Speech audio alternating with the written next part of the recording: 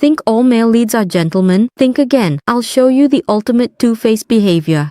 One moment they're strolling romantically down the street like in a love story, and the next our guy has already drawn his sword and is holding it to her throat. And that's not all. The scene where he hacks a Las Vegas casino with a golden axe and flirts with a unique girl just to transfer his bad luck to his enemy will leave you stunned. No more beating around the bush, let's dive right into the explosive events of this episode.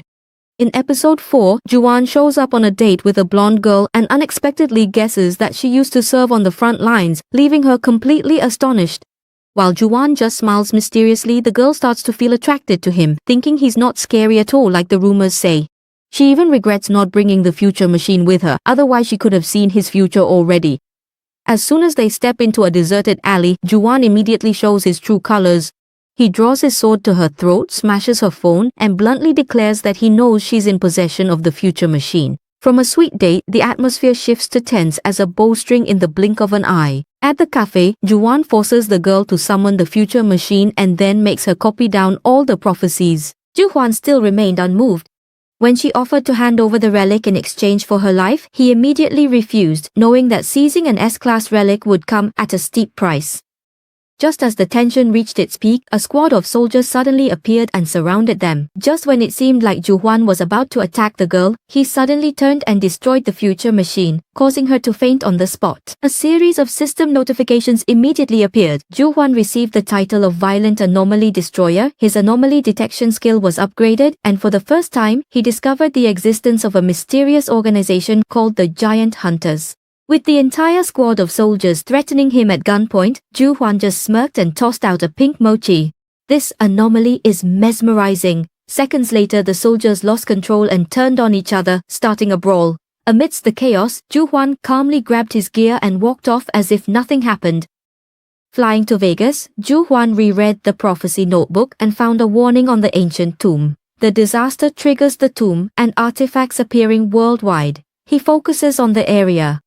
At the casino, Juwon's associate confirms that one of the 3 guests with the initials JK is none other than Chairman Ugawara Taisei, the man tied to the bitter memories from Juwon's previous life. Although there are no god-level relics on the auction list, Juwon is still determined to sweep up all the valuable items. The problem is, he doesn't have a single cent, leaving his teammates stunned by his recklessness. The entertainment begins as Juwon casually strolls around the casino, hitting jackpot after jackpot, throwing the whole place into chaos. When the management team comes to investigate, he calmly raises what appears to be a harmless golden keychain. In reality, it is actually the golden axe in disguise, an artifact capable of attracting so much luck that even it grumbles in embarrassment over its current appearance. In the VIP Midas auction lounge, Juwon comes face to face with Ito Takuya, the man who once betrayed him and played a part in his death in his previous life. Seeing Ito arrogantly clearing the way for Chairman Ugawara, old memories immediately come flooding back. Juwon just gives a cold smile, silently declaring that this time, all the best artifacts will fall into his hands and Ugawara should get ready to lose everything. The premonition immediately came true as the entire auction hall descended into chaos. Some people were swindled out of their money, others lost all their assets. Stocks plummeted, and phones simultaneously broke down. Amidst the chaos, a blonde beauty in an elegant black dress appeared in the casino hall, drawing everyone's attention. Jo Wen immediately recognized her as Erin Howen, the youngest daughter of the Howen financial dynasty.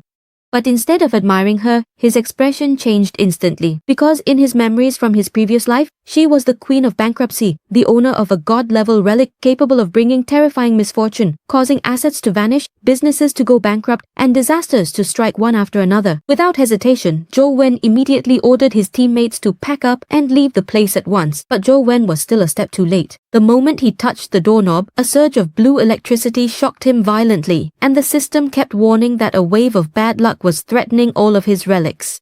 Erin hurried over to grab his hand, just to ask for a few minutes to talk. But at that very moment, Jo Wen's subordinates all clutched their heads and stomachs, collapsing as a wave of bad luck struck them. While Erin frantically apologized, Jo Wen could only hold his forehead and sigh. Erin sincerely confided that what she wants most is to escape her bad luck so she can bring happiness to everyone. Hearing this, Juan couldn't help but wonder, is this just an act by the bankruptcy queen, or does she truly have no idea that she's being manipulated by a god-level artifact? Thinking it over more carefully, he gradually realized a bitter truth. Perhaps Erin was originally a good person, but it was the misfortune artifact that turned her life into a series of tragedies. Ironically, the system revealed the artifact's power is tied to Erin's mood. A slight improvement would plunge everything within a kilometer into misfortune. As people suffered and broke things, Juan sweated, lamenting that this artifact causes chaos whether happy or sad. He's a walking nightmare. Understanding the artifact, Juan devised a wicked plan. He deliberately tried to cheer Erin up to trigger the bad luck, causing chaos throughout the auction hall. The competitors lost their composure and kept bidding sky-high prices. Only Chairman Ugawara. It forced him to keep shelling out money and fall for a painful scam. Even though he had thrown the entire auction into chaos, Juan still felt that something was off. Flipping through the list filled with famous artifacts like the Code of Hammurabi, Shakespeare's pen, or Marie Antoinette's necklace, he still couldn't find any god-level relics as mentioned in the prophecy. This made him start to suspect that there was a major secret being hidden. Just as Juan thought he would leave the auction empty-handed, the MC suddenly announced a secret item that had never appeared in the catalogue. When the screen displayed the image of a glowing seedling, both Juan and Ugawara were stunned into silence. Juan immediately speculated that this could be the immortal herb, the legendary treasure linked to the secret of eternal life that he had always been searching for.